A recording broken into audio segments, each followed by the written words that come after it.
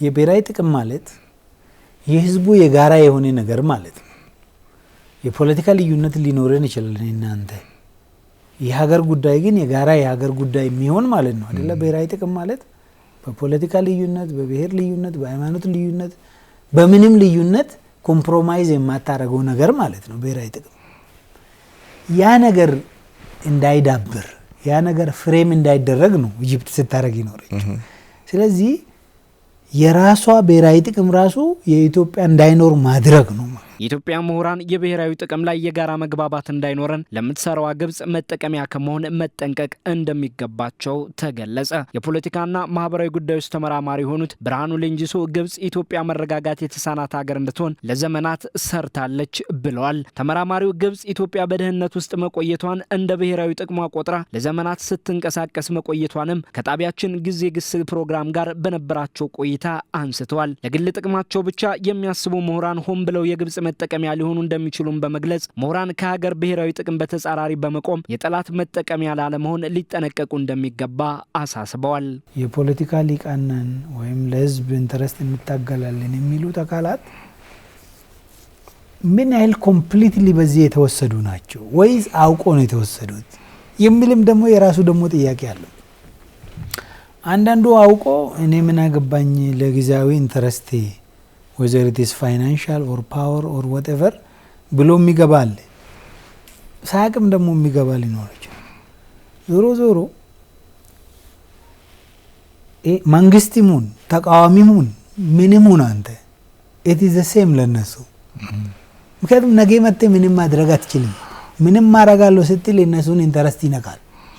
አይ እኔ የኔ ኢንተረስት ይሄን ህዝብ ማልማት ነው የዚህን ህዝብ ሰላም ማስከበር ነው ይሄን ማይል ታጋያለ እንዴ? የለም እኮ ግብጽ እኮ ማትፈልገው ይሄን ነው በቃ ሌላ ምንም ሌላ የፈለከው ነው። ብርሃኑ ሌንጂሶ ግብጽ የአባይ ውሃን ኢትዮጵያ እንዳትጠቀምበት ስትሰራ እንደነበረው ሁሉ በአፍሪካ ቀንድ ቀጠና ያላት አቅም እንዳይጠነክር ከቀይ ባህርም ከወደብ ባለቤትነት እንድትገፋ መንቀሳቀሷን መቀጠሏን ጠቁሟል። በብሔራዊ ጥቅም ዙሪያ ላይ የጋራ መግባባት እንዳይኖረንም በተለያዩ የሀገሪቱ መንግስታት ዘመን የማዕከላዊ መንግስት ተቃዋሚ ታጣቂዎችን በመደገፍ ስትሰራ መቆየቷን ተናግረዋል። ተመራማሪው በብሔራዊ ጥቅም ጉዳይ ላይ ከምሁራኑ ዘንድ የግንዛቤ ክፍተት መኖሩንም ጠቁሟል።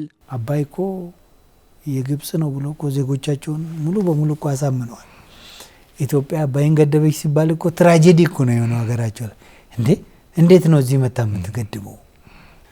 እና በእኛ ሌቭል ሊቃን አንዳንዴ ለመጠቀም የሚከብደኛል ማለት ሊቁ መንቃት አለበት።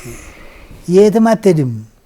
12 አመት 13 አመት ነው ወንበሩ ላይ ቢያስቀምጡ እንኳን የምትቀመጠው እንደ ለግብጽ ናሽናል ኢንተረስት ለመስራት ነው እንደዛ የምትቀመጠው አንተ።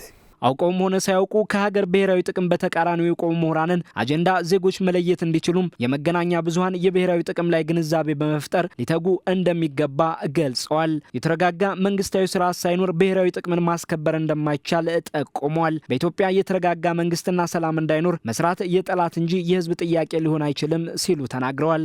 አንዳንድ የፖለቲካ ፓርቲዎች መንግስት ላይ ነጥብ ማስቆጠር የሚባል ወይም ደግሞ የሆነ ነገር አድርጎ ህዝብ እንዲበጣብጥ አረጋለሁ አይደለም መደራደሪያው ኢትዮጵያ ውስጥ እኮ ይሄ እንዲያረግና ከዛ ህዝብ እንዲበጣብጥ አረጋለሁ። የኢትዮጵያ የሚበጣበጠው መንግስት አይደለም ኢትዮጵያ ነች። የሚበጣበጥ መንግስት አለ እንዴ? መንግስት ማለት እኮ በጣም ሴፍ ነው አይደለም? የመንግስት ሰዎች እኮ ችግር ቢመጣ ሞር ሴፍ የሆኑት እነሱ ናቸው እኮ።